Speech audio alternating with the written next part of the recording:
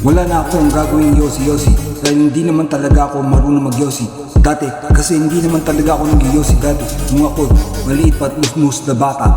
Hindi naman talaga ako totoy dati, pero ganun, bawal talaga dahil bata pa ako. Hindi naman talaga ako gago-gago lang. Wala akong gagawin ganun kasama ang mga barkada.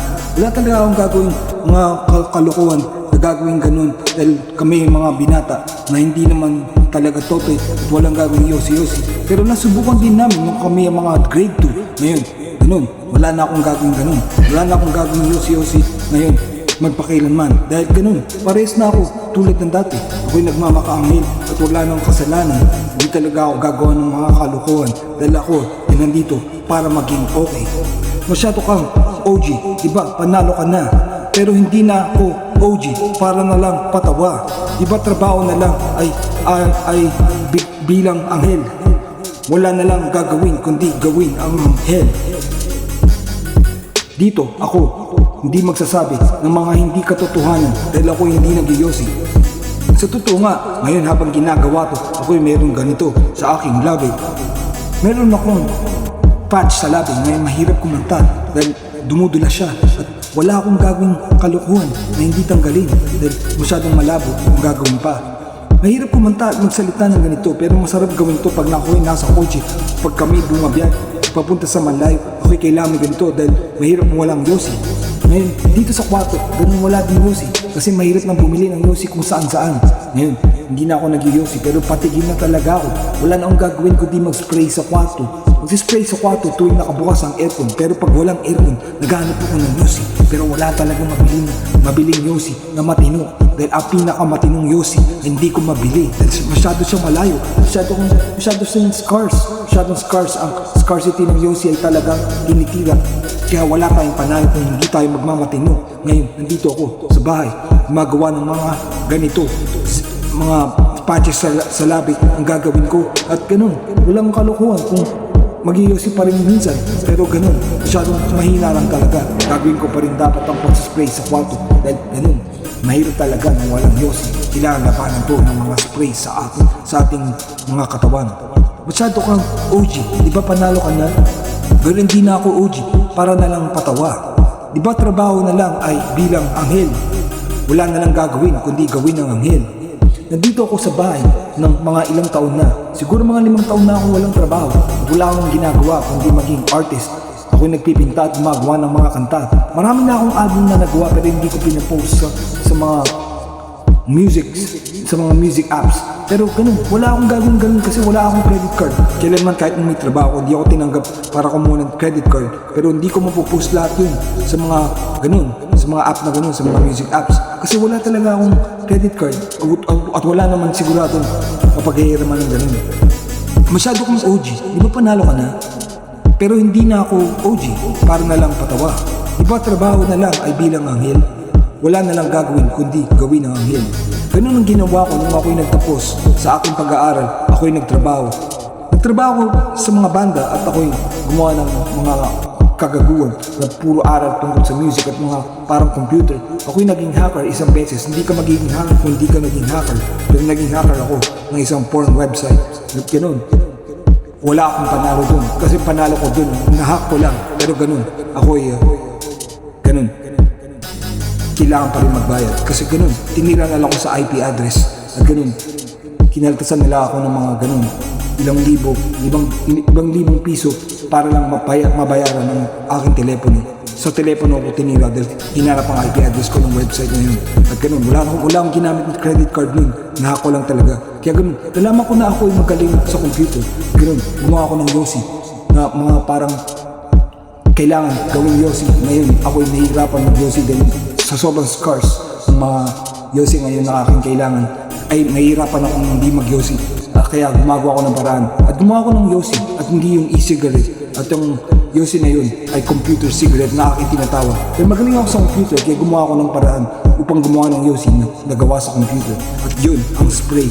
Spray room na isa. At ang pangalawang ganun, kung ako'y wala sa aircon, ay ang lip na ginagamit ko na ngayon na tinatawag lip patches na ganito. At ganun, isa na yun sa ganun at isa na rin sa ganun. Meron pa ang ibang mga tinitirang mga yosi na aking inipon dito galing sa aking yosing filter na vape na ginagamit at diniyosi ko siya dito sa bahay upang ipaalam sa inyo na kaya ko gawin yun. Pero ganun, magagawa ko yun tuwing ako nagkakape at ganun, hindi ako matatalo sa ganun na marami kong naipon na ganun. At mag-iyosi pa rin naman ako ng blends dahil meron ako mga ganun. Yung mga vape ang ganun, hindi naman talaga iyosi yun. Vape yung ganun at may ipon ko yung mga filter upang aking mayosi tuwing wala akong mapagkuhaan ng yosi. Ganun, makikiyosi ako kung kani-kanino. Kapag may party, ako'y makikihingi ng paunti-unti lamang upang ganun. Hindi naman ako sumasali sa mga party talaga. Talagang konting social drinker lang at natutulog na lang din ulit ako. At ganun, wala akong gagawin lasing-lasing palagi. Mas okay talaga palagi sa akin uminom ng mag-isa dito sa kwarto tuwing araw-araw lang kahit hindi party. Masyado kang OG, di ba panalo ka na? Pero hindi na ako OG para na lang patawa. Di ba trabaho na lang ay bilang anghel? Wala na lang gagawin kundi gawin ang anghel. Wala akong gagawin mali kasi gagawin ko ay anghel. Wala akong gagawin kundi magbasa at magdasal at matulog at kumain ng tama at ganun mag-exercise, magbabike, mag-exercise, magja-jogging, mag-running, kung anong trip, mag-swimming, ganun. Wala akong gagawin kalokohan. Mas okay kung wala akong gagawin kasalanan dahil ang pinakakasalanan ko lang talaga ay ganun, wala naman talaga. Ganun, wala akong gagawin kasalanan, ayoko magpakorap sa mundo. At yun ang dahilan kung bakit ayoko magtrabaho sa labas. Ayoko magpakorap sa mundo. Sa aking experience, mga 20 taon na ako nagtatrabaho, napansin ko na kinukorap ako sa mga ganung klaseng trabaho. Kinukurap ang oras ko at natatalo ko sa lahat ng oras, sa lahat ng aking gagawin, sa lahat ng aking mga binibili. Natatalo ko dahil ginagamit na ako ng mundo upang matalo lang. Ngayon, ganito yung tawag ko yung kurap sa mundo. Makukurap ako sa mundo kung masama ang mundo. Hinahawakan ng mga satanista o kaya ng mga demonyo ang buong mundo. Pinapatakbo yan ng mga demonyo. At hindi talaga ng Diyos ang nagpapatakbo dyan. Ngunit kung ikaw hindi magpapakurap sa mundo, good, kaya ng ginagawa ko ngayon, dito lang sa bahay, dito sa kwarto, walang gagawin trabaho sa labas. Pinakatrabaho ko lang maging artist, yun lang ang pwede. At gagawin ko lahat dito yan sa bahay upang mag-aral-aral ng mga computer, mag-aral-aral ng mga art, mag-aral-aral ng mga fashion. Pag-aaralan ko lahat sa video at mag-aral ako ng Biblia. At wala akong gagawin mga kalokohan, kundi mag-aral ng mag-aral. At matutubos ko lahat ng mga aking mga kalokohan na ganun, gagawin sa akin upang matalinuhan ako sa lahat ng mga gagawin, upang sa lahat ng aking mga pagdadasal, pagpapasal, uunahin lahat ng Diyos sa aking pang-araw-araw at kabuhayan. Ganun, di ako matatalo. Kasi ganun, lahat yun ibiyaya. At ganun, lahat yun ay paglilingkod para sa aking mga kabutihan na hindi magpapatalo at hindi ako magiging sarado. Masyado kang OG, di ba panalo ka na? Pero hindi na ako OG para na lang patawa. Di ba trabaho na lang ay bilang anghel?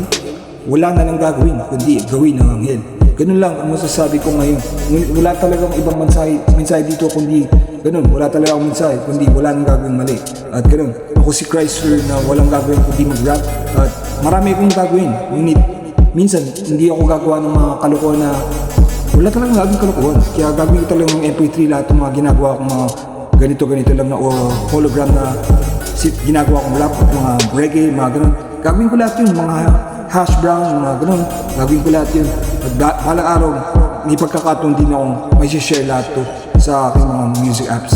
At okay lang naman sa akin kahit hindi ko ma-share. Kasi lalagay ko siya sa aking media player at may ipon ng may ipon. Marami na akong album na nagawa na ganun. At ganun, hindi ko naman talaga nagugustuhan pag ginagawa kong MP3. Pero gagawin ko kung wala akong magawa. Dahil may hilig na akong mag-computer, kaya gagawin ko lang. Kaya ganun, price dito, pakinggan nyo ang aking rap. Wala talaga akong mensahe dito, kundi gusto ko lang talaga mag-rap. Gusto ko lang gumawa ng ganito. Wala akong gagawin ng mga kalokohan upang malaman nyo mabuti. Pag pinapakinggan ko lahat ito, nagugustuhan ko din. Parang okay na okay ang aking mga rap. At ganun, wala na akong masasabi kundi ganun. Okay sana yung mga ginagawa ko at ganun, okay sana yung ginawa akong ganito ngayon dahil ganun, nawawala ako sa focus. Wala talaga ako sa focus nung ginagawa ko ito ngayon. Wala talaga ako sa focus, sana maayos ko pa. At ganun, okay lang naman siguro na hindi okay yung tunog, pero maayos ko sana ito. Kung maayos ko ay maayos ko. Malalaman nyo, nag-iisip ko mabuti kung ano sasabihin ko ngayon. Pero malalaman nyo, inaayos ko din yung tunog. At ganun, di nang basta-basta magsalita ng mabilis to. Ginagawa ko ng labag, ginagawa ko ganito kabagal, ginagawa ko medyo ganito at gagawin kong parang okay sana yung tunog. Pero sana ganun, okay na sana yung mga sinabi ko. Kaya ganun, Chrysler to na naglilingkod sa akin sarili lamang. At para na din sa mga gusto makakita ng mga ganito. At ganun, Chrysler to, sana matandaan nyo.